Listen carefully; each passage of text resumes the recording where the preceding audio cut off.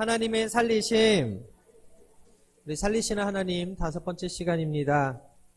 이번 주에 일용엄마 김수미 씨가 하늘나라로 갔어요. 75세 위기로 별세했다는 뉴스가 있었습니다. 많은 동료분들이 애통해하고 장례식장을 찾아가는 그런 모습들이 보여졌습니다. 국민 배우였고요. 국민 엄마로 많은 이들을 울리고 웃겼던 우리 김수미 씨의 죽음 앞에서 다시 한번 깨닫는 것은 인간이 아무리 인기가 많고 유명세가 있어도 결국 죽음의 문제는 해결할 수 없구나. 언젠가 주님께서 오라 하시면 우리의 모든 것을 내려놓고 갈 수밖에 없는 것이구나 라는 것을 깨달았습니다.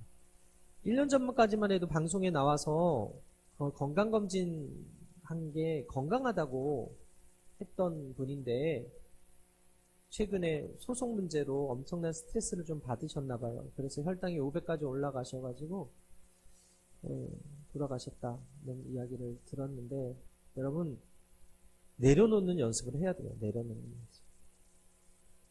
스트레스는요 언제 우리를 죽일지 모릅니다. 그러니까 오늘 이 시간에, 이 예배 시간에 하나님 앞에 내려놓게 되기를 바라고 기도함으로 내려놓게 되길 바랍니다.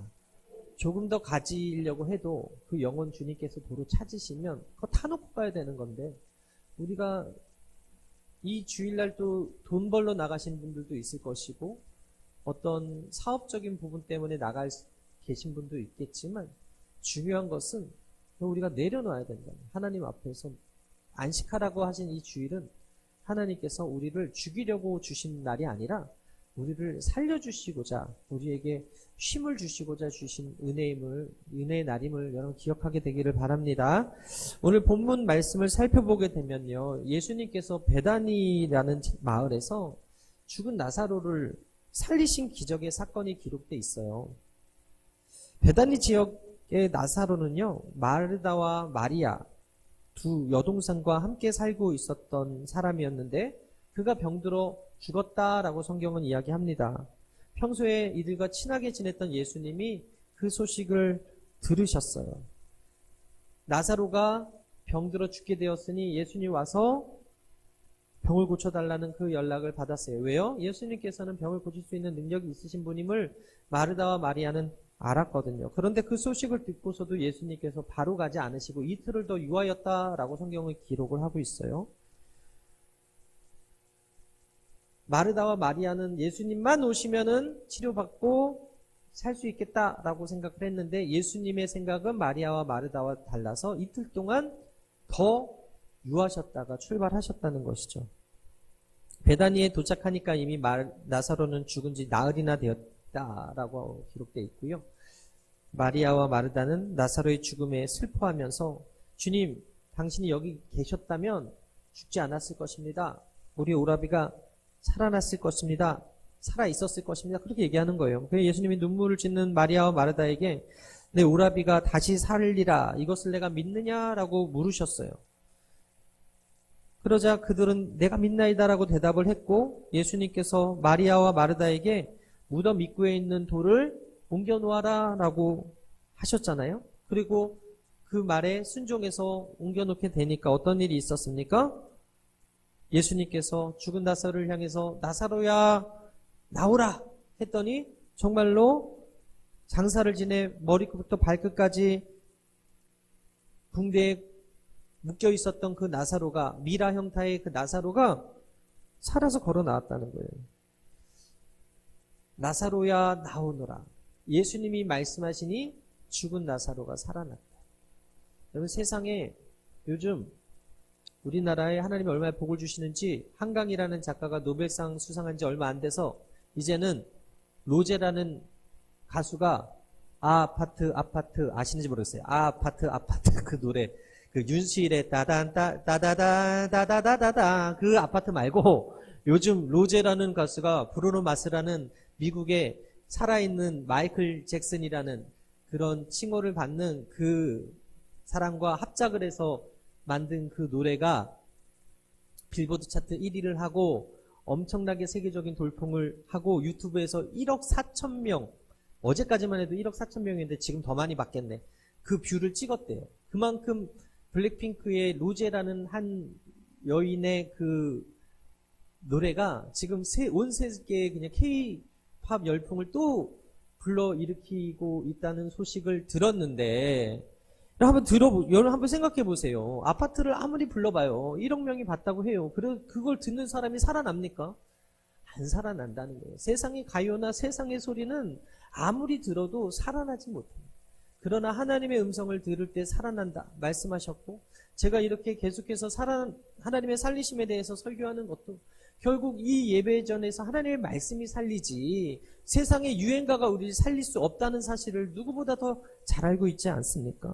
사랑하는 여러분, 우리가 믿는 하나님은요, 절망 가운데 있는 사람을 기쁨 가운데로, 소망 가운데로, 불가능에서 가능으로 인도하시는 좋으신 하나님이심을 여러분 믿으시게 되기를 바랍니다. 그런 하나님이시라는. 그래서 오늘 세 가지 함께 살펴볼 텐데, 첫 번째 따라하겠습니다. 믿는 자를 살리심. 믿는 자를 살리심. 분명히 나사로는 죽었고 썩어서 냄새가 난다고 할 정도로 나흘이나 지난 그 상황에서 예수님께서는 그에게 뭐라 그래요? 그거 죽지 아니하고 잔다라고 얘기하죠. 요한복음 11장 11절 함께 읽겠습니다. 시작. 이 말씀을 하신 후에 또 이르시되 우리 친구 나사로가 잠들었도다. 그러나 내가 깨우러 가노라. 사람들은 죽었습니다라고 이야기를 하는데 그가 자고 있기 때문에 내가 깨우러 간다고 말씀하는 거예요. 13절에서 15절에 이렇게 기록합니다. 함께 읽겠어요. 시작. 예수는 그의 죽음을 가리켜 말씀하신 것이나 그들은 잠들어 쉬는 것을 가리켜 말씀하신 줄 생각하는지라.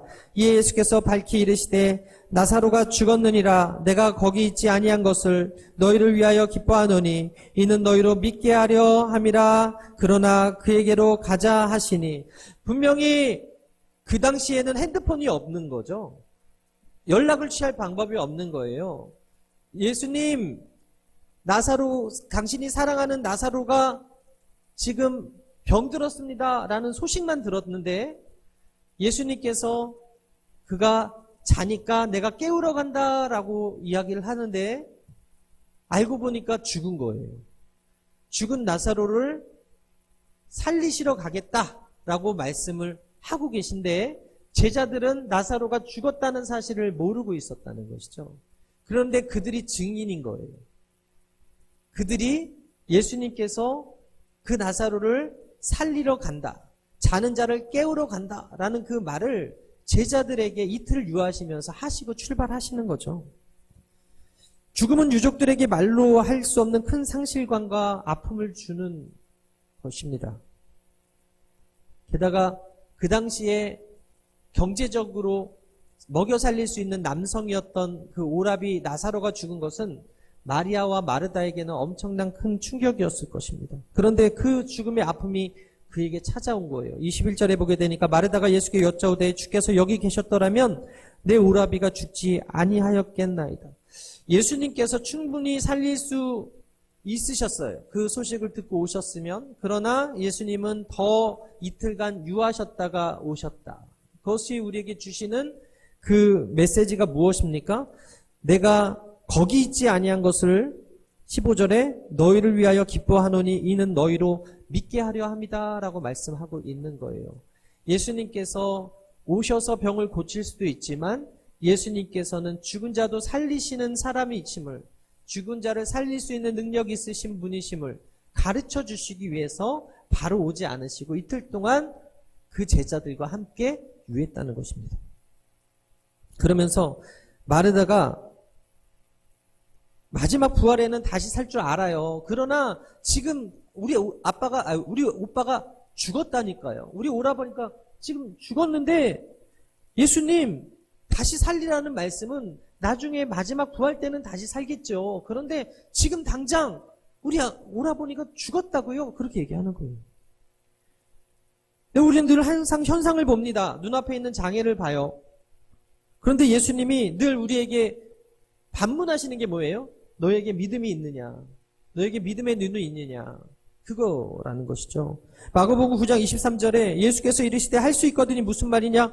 믿는 자에게 능히 하지 못할 일이 없느니라. 무슨 얘기예요? 변화산에서 예수님께서 내려왔더니 예수님의 세 제자 외에 9제자가 귀신 들려있던 그 아들을 고치지 못했어요.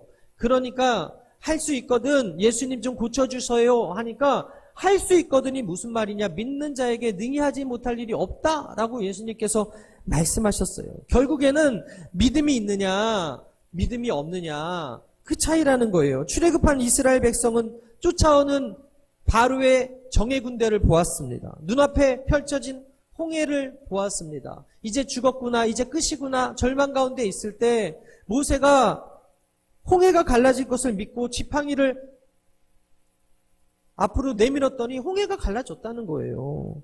10명의 정탐꾼은 하나님이 분명히 주시겠다고 약속했던 그 가나안 땅을 먼저 보고 왔음에도 불구하고 우리는 스스로 평하기를 메뚜기 같고 그들은 아낙 자손은 원래 거인족이고 그들의 도성은 크고 견고해서 우리가 절대 이길 수 없고 우리는 저들의 밥입니다. 그렇게 얘기할 때 여호수아와 갈렙이 옷을 찢고서 하나님께서 저 땅을 우리에게 주셨으니 우리에게 능히 하지 못할 일이 없다 그렇게 얘기하는 거예요.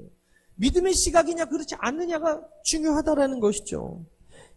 이스라엘의 10명의 정탐꾼은 그 땅의 거민을 보았지만 여호수아와 갈렙은 하나님을 보았다는 거예요. 하나님의 말씀을 믿었다는 거예요. 여러분, 싸움을 걸어오는 골리앗 앞에서 이스라엘 백성들은 눈앞에 그 골리앗을 이길 수가 없다라고 이길 수 없다고 생각을 했어요. 근데 다윗은 어떻게 생각했어요? 저렇게 큰데 어떻게 못 맞춰라고 생각했다는 거예요. 하나님을 모욕하는 저 골리앗을 내가 오늘 죽여서 없게 하겠다 그렇게 얘기하는 거예요. 어떻게 해요? 믿음의 관점이 다른 것이죠. 여러분, 엘리사의 사하는 아수르의 군대를 보았습니다. 그러나 엘리사는요 그 뒤에 펼쳐져 있는 하나님의 군대 마하나임을 보았다고요. 여러분, 우리가 이 눈에는 보이는 것이 다가 아니라 이 문제를 해결하실 분은 하나님이신 것을 믿는 게 믿음의 사람들이 해야 될 역할이고 의무고 일임을 믿으시게 되기를 바랍니다. 여러분, 예수님께서 오늘 우리에게 요구하시는 것이 뭐예요? 믿음이에요. 믿음. 다른 어떤 것이 아니라 오직 우리 마음속에 믿음이 있느냐. 우리가 예수님께 나올 때마다 예수님께서는 우리에게 너희의 믿음을 보여달라고 말하는 거예요. 다시 살 것을 믿느냐, 치료받을 것을 믿느냐, 응답될 것을 믿느냐 없느냐, 그거의 차이라는 거예요. 요한복음 11장 38절 이하에 예수께서 다시 속으로 비통히 여기시며 무덤에 가시니 무덤이 굴이라 돌로 막았거늘 예수께서 이르시되 돌을 옮겨 놓으라 하시니 그 죽은 자의 누이 마르다가 이르되 주여 죽은 자가 나흘이 되었음에 벌써 냄새가 나나이다. 여러분, 죽은 지 나흘이 되었대요. 냄새가 나고 있대요.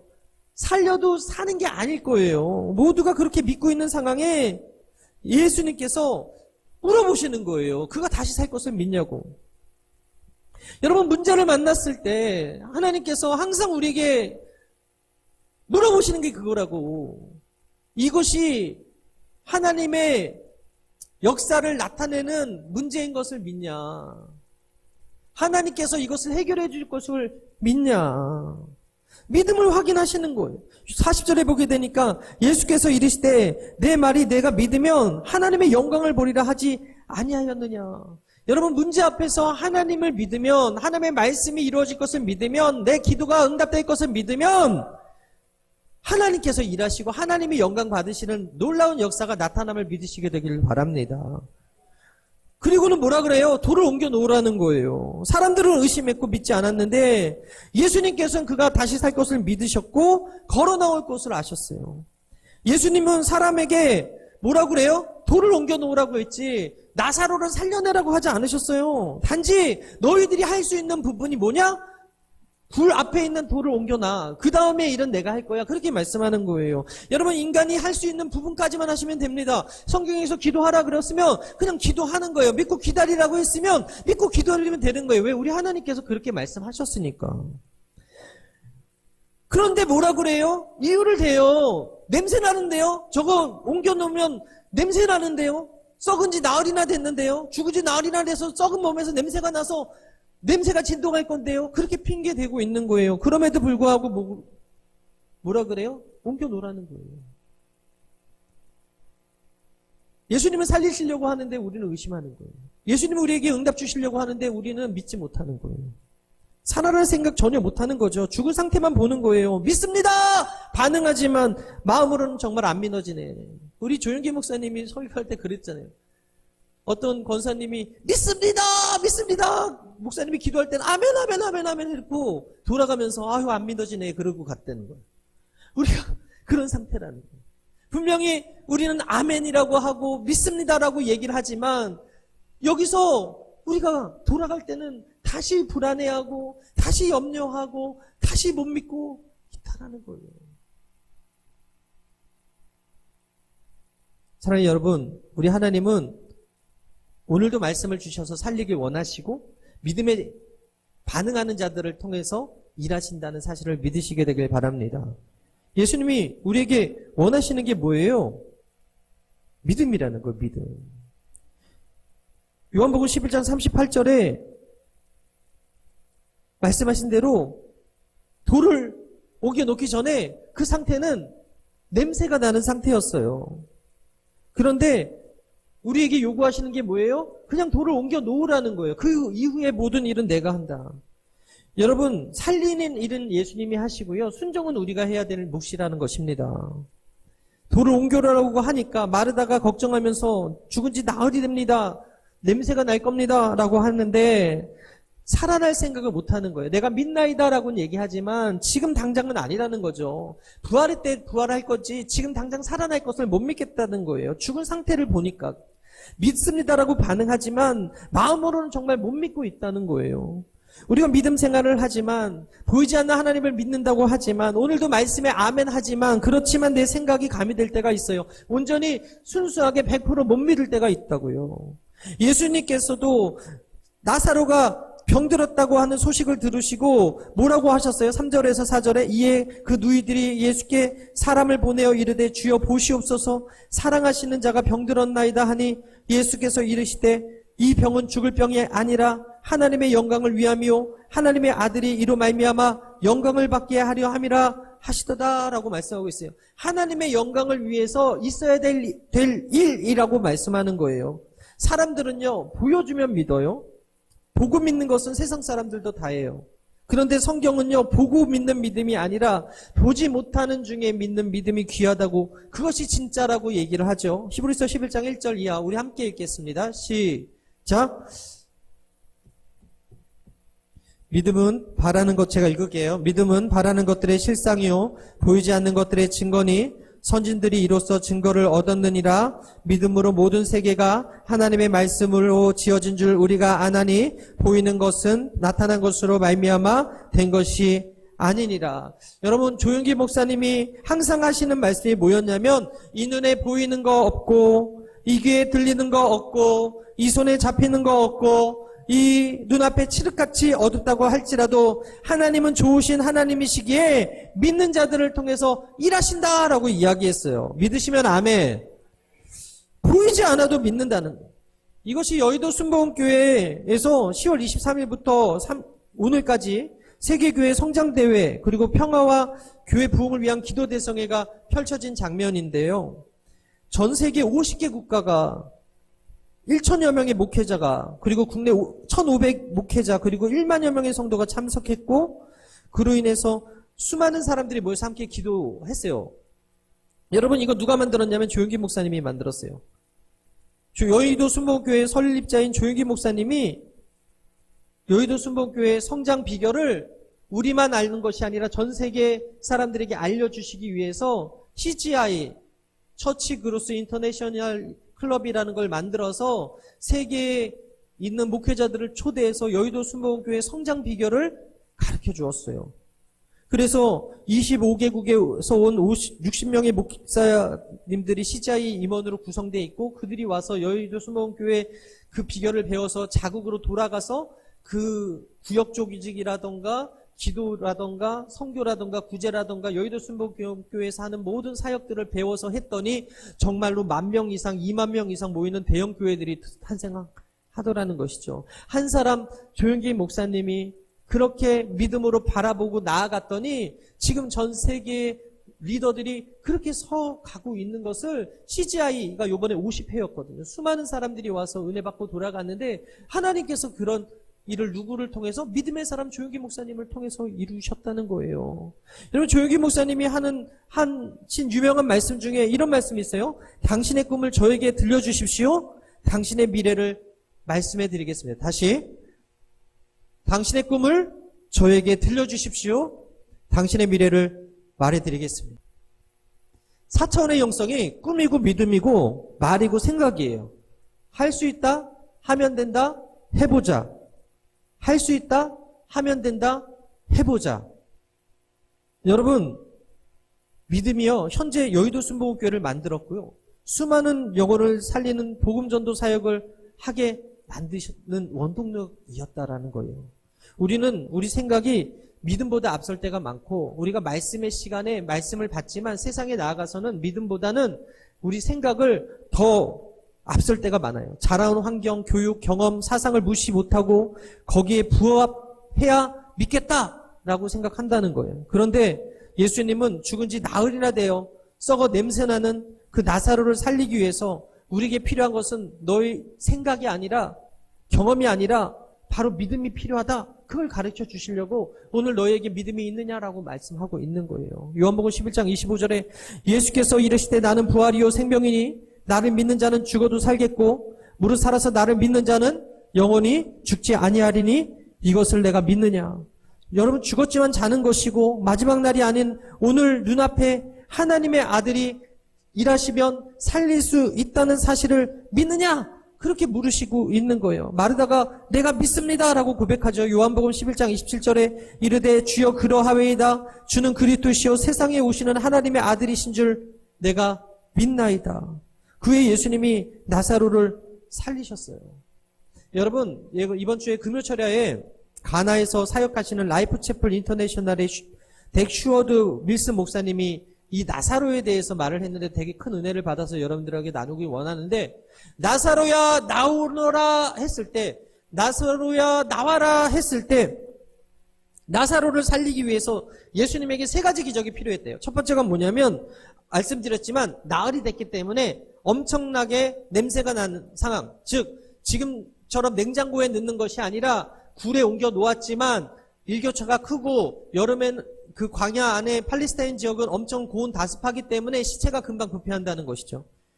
그렇기 때문에 나사로야 나오라 했을 때 그 썩어 냄새나는 몸이 어떻게 해요? 마른 뼈에 생기가 들어가서 군대가 된 것처럼 어떻게 해요? 정상적인 몸으로 바뀌는 기적이 필요했고, 두 번째 나사로야 나오라 했을 때 떠났던 그 영이 어떻게 해요? 다시 돌아오는 기적이 필요했고, 세 번째 어떤 일이 있어야 돼요? 세 번째 기적, 그가 병들어 죽었다 했잖아요. 근데 그 병이 치료받는 기적이 필요했다는 거예요. 즉 예수님께서 나사로야 나오라 하는 그 명령 속에는 몸이 회복되고 병이 고침받고 영이 돌아오는 세 가지 기적이 필요했다는 거예요. 여러분, 오늘 우리가 이 시간에 하나님의 말씀이 들려지고 믿음으로 아멘으로 반응하면 이 세 가지가 동시에 역사한다는 거예요. 우리의 영이 새로워지고 할렐루야. 우리의 병든 육체가 고침받고 할렐루야. 우리의 모든 세속적인 것들이 다 끊어지고 하나님의 은혜가 무장되어지는 시간이 바로 이 예배 시간이라는 것입니다. 사랑하는 여러분, 부활의 능력과 생명은 멀리 있는 일이 아니라 지금 당장 우리 안에 일어나는 일이고 매일 체험하는 은혜예요. 그럼에도 불구하고 우리는 마르다와 같이 현실 속에 살잖아요. 그리고 현실의 문제에 부닥치면 나는 부활이요 생명이라는 그 말씀을 믿어도 하나님이 살리실 것이라는, 응답 주실 것이라는 사실을 아멘이라고 해도 쉽게 믿지 못하는 거예요. 세상 사람들처럼 죽음에 대한 본능적인 두려움이 있기 때문에. 우리가 연약한 인간이라는 반증이죠. 하지만 여러분, 이 예배 시간은요, 우리에게 하나님이 원하시는 것은 우리 보고 살리라 하지 않으세요. 우리에게 돌을 옮겨 놓으라 말씀하세요. 무슨 얘기예요? 우리의 장애물을 옮기는 것이 우리가 해야 될 것이고 나머지는 하나님의 영역이라는 거예요. 의사가 최선을 다했을 때 환자가 살고 죽는 것은 신의 영역이라고 하거든요. 하나님께서 살리시면 사는 거고 죽이시면 죽는 거예요. 여러분 중환자실에서 살아나는 사람 50%, 죽는 사람 50%라고 하는데 살아나는 사람들은 어떤 사람들이다? 하나님이 살리시는 거예요. 의사는 최선을 다해서 수술을 해놨지만 그를 살리시고 죽이는 거는요, 하나님의 영역이라는 거예요. 마찬가지 우리가 할 수 있는 부분은요, 그 돌을 옮겨놓는 부분이지 나사로를 살리는 일은 우리가 할 수 없습니다. 지금 당장 마르다와 마리아는 살아날 것을 믿지 못했어요. 부활의 때는 살겠지 그렇게 생각했어요. 근데 예수님께서는 돌을 옮겨 놓으라 그러면 살리라 말씀하고 있는 거예요. 여러분 예수님께서 그 씨 뿌리는 자의 비유를 통해서 마태복음 13장 20절에 이렇게 말씀합니다. 돌밭에 뿌려졌다는 것은 말씀을 듣고 즉시 기쁨으로 받되 그 속에 뿌리가 없어 잠시 견디다가 말씀으로 말미암아 환난이나 박해가 일어날 때 곧 넘어지는 자요라고 이야기합니다. 무슨 얘기예요? 우리의 마음이 돌밭이 되면 아무리 귀한 말씀이 선포돼도 은혜가 안 되고 뿌리를 내리지 못하고 열매 맺지 못하는 마음이 된다라는 거예요. 그렇기 때문에 돌을 옮겨 놓으라는 것은 이 돌을 깨고 좋은 밭으로 우리가 준비해야 된다라는 거예요. 믿으시면 아멘. 하나님은 예배 때마다 살리시는 말씀으로 나사로야 나오너라 말씀하고 있는데 우리가 믿음으로 준비되지 못해서 벽돌의 마음으로 돌 같은 마음으로 받지 못하면 이건 누구 잘못이에요? 우리 잘못이라는 거예요. 돌을 옮겨 놓으라는 것입니다.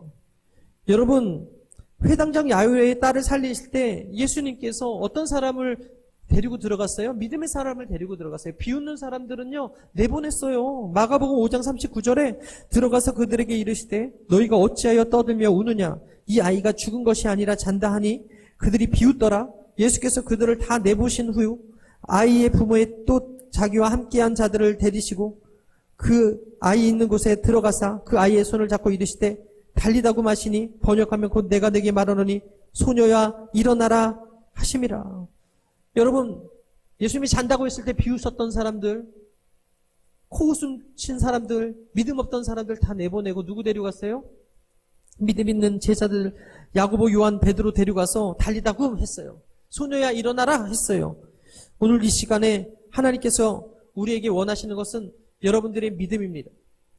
믿음 있는 자들을 살리시고 믿음 있는 자를 통해서 일하시고 믿음 있는 자를 통해서 역사하실 그 하나님이 원하시는 건 너희에게 믿음이 있느냐. 네가 오늘 믿으면 하나님의 영광을 보리라 했는데 우리가 그 돌을 옮겨놓지 못해서 그 돌 같은 마음으로 이 자리에 앉아서는 기적을 경험할 수도 없고 우리가 원하는 마음의 소원에 응답이 있을 수도 없으며 우리의 기도가 응답되지 아니함을 여러분 기억하시게 되길 바랍니다. 언제 죽을지 몰라서 공포에 떠시는 분이 혹시 있어요? 혹시 병에 걸리지 않을까 불안해하는 건강염려증에 계신 분이 계세요? 무엇이 그렇게 불안하고 떨게 만들고 있습니까? 우리 앞에 있는 의심 그리고 불안의 돌을 옮겨놓고 주님을 인정하고 환영하고 모시고 의지하면 그 돌을 옮길 때 살리시는 하나님의 음성이 들릴 때 믿음으로 살아나는 역사가 저와 여러분들에게 있게 됨을 믿으시게 되기를 주님의 이름으로 축원합니다. 축원합니다. 두 번째 따라하겠습니다. 불쌍히 여기는 자를 살리심. 나사로가 죽었다는 소식을 들은 예수님이 심령에 비통히 여기셨대요. 불쌍히 여기셨대요. 요한복음 11장 33절에 예수께서 그가 우는 것과 또 함께 온 유대인들이 우는 것을 보시고 심령에 비통히 여기시고 불쌍히 여기셨다. 35절에 예수께서 눈물을 흘리셨다. 예수님이 그의 죽음을 안 이후부터 우셨다는 거예요. 안타까워하시고 슬퍼하셨다는 거예요. 여러분 예수님의 기적에는요 늘 믿음이 필요하지만 긍휼이 함께 가요. 무슨 얘기예요? 마태복음 9장에 보게 되면 두 소경이 예수님께 이렇게 외칩니다. 다윗의 자손이여 우리를 불쌍히 여겨주옵소서. 그냥 앉아있는 자를 고쳐주시는 것이 아니라 주님 나를 불쌍히 여겨주십시오. 나를 긍휼히 여겨주십시오 하는 자를 주님께서 고치시고 살리신다는 거예요. 주님이 고치시고 싶어도 받아들이지 않아. 주님이 치료하고 싶어도 교회 오지 않아. 말씀 듣기를 거절해. 그런 사람은 치료받을 수가 없어요. 그런데 주님 나를 긍휼히 여겨주십시오. 나를 불쌍히 여겨주십시오 하는 자들 그리고 믿음을 가지고 나오는 자들을 주님께서 오늘도 일하시면서 고쳐주신다는 거예요. 마태복음 9장 27절에 예수께서 거기서 떠나가실 때 두 맹인이 따라오며 소리질러 이르되 다윗의 자손이여 우리를 불쌍히 여기소서 하더니 예수께서 집에 돌아가심에 맹인들이 그에게 나아오거늘 예수께서 이르시되 내가 능히 이 일을 할 줄 믿느냐 대답하되 주여 그러하오이다 하니 이에 예수께서 그들의 눈을 만지시며 이르시되 너희 믿음대로 되라 하시니. 여러분, 이 일을 할 줄 믿느냐? 라고 물었을 때 주여 그러하외이다 라고 대답하니까 너의 믿음대로 될지어다, 너의 믿음대로 되라 라고 말을 하고 있어요. 여러분, 우리의 하나님은요, 우리의 믿음을 보시기 전에 우리가 하나님 앞에 긍휼을 입길 원하세요. 그냥 와서 아무 생각 없이 앉아있는 것이 아니라 주님, 저는 죄인입니다. 저를 불쌍히 여겨주십시오. 바리새인의 교만한 기도가 아니라 세리의 그 간절함에 불쌍히 여겨달라는 기도를 들으시는 그 하나님이 오늘 어떤 사람 살리신다면 어떤 사람 고치시고 어떤 사람 살리시는가? 나를 불쌍히 여겨달라고 겸손히 무릎 꿇는 자를 하나님께서 보시고 지키시고 고치신다는 거예요. 베데스다 연못에 누워있던 38년 된 병자가 고침받았는데 여러분, 예수님이 그에게 물으셨어요. 요한복음 5장 6절에 예수께서 그 누운 것을 보시고 병이 벌써 오랜 줄 아시고 이르되 내가 낫고자 하느냐. 수많은 병자가 베데스다 연못에 그 물이 동하면 제일 먼저 들어간 사람이 치료받는다는 그 전설이 있었기 때문에 모여 있었는데 예수님의 관심이 누구에게 갔어요? 병이 오래된 38년 된 병자에게 눈이 가셨다는 거예요. 그리고 네가 병이 낫길 원하느냐? 라고 물어보셨다는 것입니다. 무슨 얘기예요? 수많은 사람들이 병 고치기 원했지만 예수님의 마음은 가장 병이 오래되고 가장 슬픔에 잠겨 있었던 그 병자에게 눈이 가더라는 거예요. 예수님이 고치시는 그 동기가 뭐다? 긍휼의 마음이었다는 거예요. 그 긍휼의 마음으로 오늘 여러분들을 바라보시고 긍휼히 여겨달라는 자들을 만지시고 고치시는 분이 우리 하나님이심을 여러분 믿으시게 되길 바랍니다. 지난 4일 경찰청 유튜브에 식어가는 내 밥그릇에 국밥이라는 제목의 영상이 올라왔는데 경기도 안양시 한 국밥집에 경찰관 4명이 근무를 마치고 식사 중이었는데 경기 안양 만인경찰서 소속의 신희애 경장이 계속 뒤를 힐끔 돌아보더라는 거죠. 그녀의 시선이 닿은 곳이 국밥을 먹던 노인이었는데 그 노인이 국밥을 앞에 두고도 미동치 않아서 이상해서 보니까 당뇨로 인한 저혈당 쇼크가 온 거예요. 그래서 정신을 잃어가고 있는 상황에 이 신경장과 동료들이 곧바로 그 A씨의 주머니를 뒤져가지고 약을 꺼내서 잘게 부순 다음에 물과 함께 섭취하도록 해서 그분이 살아났다라는 그런 뉴스가 있었어요. 조속히 응급조치를 해서 그분이 살아났다는 거예요. 여러분, 이런 것이 바로 관심과 긍휼히 여기는 마음 아닙니까? 예수님의 관심은요, 늘 살린 그 영혼에게 관심이 있어요. 그리고 예수님의 사역의 동력은 늘 긍휼의 마음이었다는 거예요. 마태복음 9장 35절에 예수께서 모든 도시와 마을에 두루 다니사 그들의 회당에서 가르치시며 천국 복음을 전파하시며 모든 병과 모든 약한 것을 고치시니라. 무리를 보시고 불쌍히 여기시니 이는 그들이 목자 없는 양과 같이 고생하여 기진함이라. 여러분, 어떤 사람은 미움의 안경을 쓰고 사람을 봅니다. 어떤 사람은 시기의 안경을 쓰고 사람을 보죠. 근데 우리 하나님은, 우리 예수님은요, 우리를 볼 때 긍휼의 마음을, 불쌍히 여기는 마음을 가지고 보셨다는 거예요. 마태복음 9장 7절에 긍휼히 여기는 자는 복이 있나니 그들이 긍휼을 여김을 받을 것이다 라고 산상수훈에서도 가르쳐 주셨어요. 여러분, 가르치고 그렇게 살지 않는 사람에 대해서 위선자라고 이야기를 하지만 가르치고 그렇게 사는 사람을 가르쳐서 참스승이라고 하죠. 우리 예수님은 그렇게 가르치시고 그렇게 우리의 삶에 오셔서 사신 분이셨다. 신약에 보게 되면 예수님이 백성들을 불쌍히 여기시고 그들을 위해서 우셨다는 기록이 많이 나와요. 그리고 마태복음 14장 14절에 예수께서 나오사 큰 무리를 보시고 불쌍히 여기사 그 중에 있는 병인을 고치어 주시니라. 마가복음 6장 34절에 예수께서 나오사 큰 무리를 보시고 그 목자 없는 양 같음을 인하여 불쌍히 여기시고 여러 가지로 가르치시더라. 누가복음 7장 13절에 주께서 과부를 보시고 불쌍히 여기사 울지 말라 하시고. 여러분, 우리 하나님 어떤 하나님이다? 아무리 죄가 많아도 죄악 가운데 있던 그 니느웨 성 사람도 구하려고 요나 보내시는 하나님이시고, 악독이 가득한 애굽 사람들도, 여리고성의 기생 라합도, 아람 사람 나아만도 불쌍히 여기시고 용서하며 사랑하시는 분이십니다. 예수님께서 이 땅에 사역하실 때 죄인들과 세리들과 창기들과 병자와 이방인들을 불쌍히 여기시고 용서하시고 그들을 고치시고 사랑해 주셨습니다.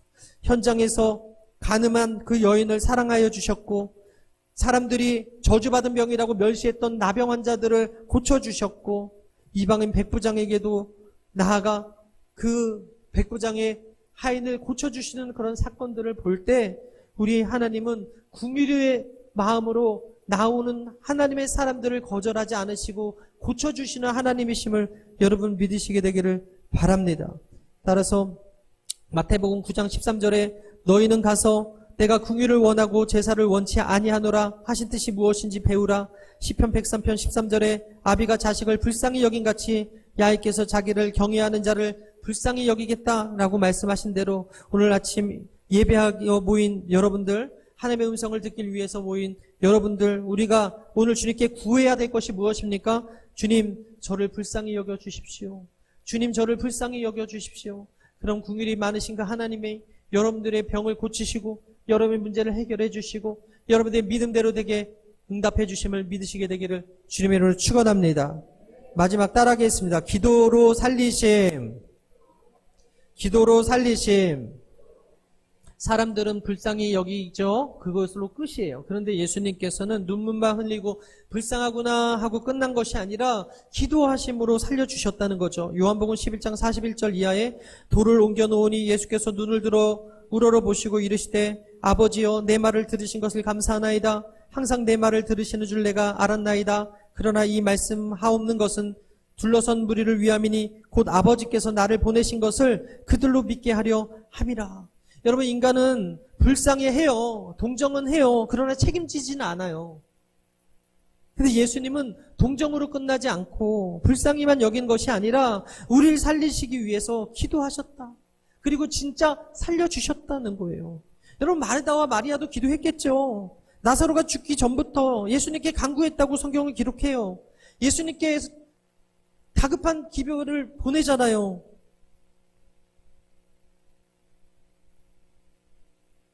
살려달라고 했는데 예수님이 어떻게 했어요? 그냥 죽게 내버려 두셨어요. 요한복음 11장 37절에 그 중에 어떤 이는 말하되 맹인의 눈을 뜨게 한 이 사람이 그 사람은 죽지 않게 할 수 없었더냐. 여러분, 분명히 예수님은 살리실 수 있으신데 능력이 있으신 분이신데 왜 예수님께서 그냥 죽게 내버려 뒀는가? 교훈이 있었기 때문이라는 거예요. 예수님은 그들의 요청과 간구를 그대로 들어두지 않아요. 예수님을 처음 만난 마르다와 마리아가 똑같이 얘기하거든요. 21절에 마르다가 예수께 여짜오되 주께서 여기 계셨더라면 내 오라버니가 죽지 아니하였겠나이다. 32절에 마리아가 예수께 계신 곳에 가서 배웠고 그 발에 엎드려 이르되 주께서 여기 계셨더라면 내 오라비가 죽지 아니하셨겠나이다. 여기서 우리가 깨달을 수 있는 게 있는데 그것은 무엇이냐? 예수님께서 내 말대로 지금 오셔서 고쳐주셨으면 죽지 않았을 거. 이게 내 욕심이거든요. 여러분, 기도가 당장 내 뜻대로 이루어지지 않고 당장 내 시간에 응답되지 않아도 여러분, 우리가 잊지 말 것은 기도는 응답된다는 거예요. 예수님은 비록 더디 오셨어요. 그래도 그들을 찾아오셨죠. 그들의 바람대로 예수님이 당장 와서 고쳐주진 않으셨지만 나사로가 살아났어요. 우리가 신앙생활하면서 기도의 제목들이 있습니다. 성경은 늘 우리에게 기도하라고 말씀을 하고 가르쳐 주시고 계셔요. 그만큼 살면서 우리가 문제가 많아요. 힘든 것도 많아요. 어려운 일이 있어요. 그렇기 때문에 기도하라는 거거든요. 보시옵소서 살아가는 자가 병들었습니다라고 보고하는 것처럼 우리가 기도하면서 하나님 보세요. 지금 우리 집에 문제가 있잖아요. 하나님 보세요. 우리 자녀에게 문제가 있잖아요. 하나님 보세요. 제 병이 있잖아요. 하나님 보세요. 우리 부모님이 아프잖아요. 하나님 보세요. 우리 자녀들이 지금 이런 문제가 있잖아요. 그렇게 얘기해요. 우리가 주님의 사랑하는 자녀임에도 불구하고 이런 문제가 찾아와요. 그런데 그때마다 성경은 우리에게 뭐라고 얘기해요? 실망하지 말아라. 그리고 기도해라. 이렇게 얘기하는 거예요. 빌립보서 4장 6절 이하 우리 함께 읽겠습니다. 시작. 아무것도 염려하지 말고 다만 모든 일에 기도와 간구로 너희 구할 것을 감사함으로 하나님께 아뢰라. 그리하면 모든 지각에 뛰어난 하나님의 평강이 그리스도 예수 안에서 너희 마음과 생각을 지키시리라. 시편 50편 15절에 환난 날에 나를 부르라. 내가 너를 건지리니 내가 나를 영화롭게 하리라. 문제를 만나면 믿음의 사람들 부르짖으라는 거예요. 기도하라는 거예요. 하나님께 살려달라고 외치라는 거예요. 기도하지 않으면 아무런 일도 일어나지 않아요. 기도할 때 기적의 주인공이 되는 거예요.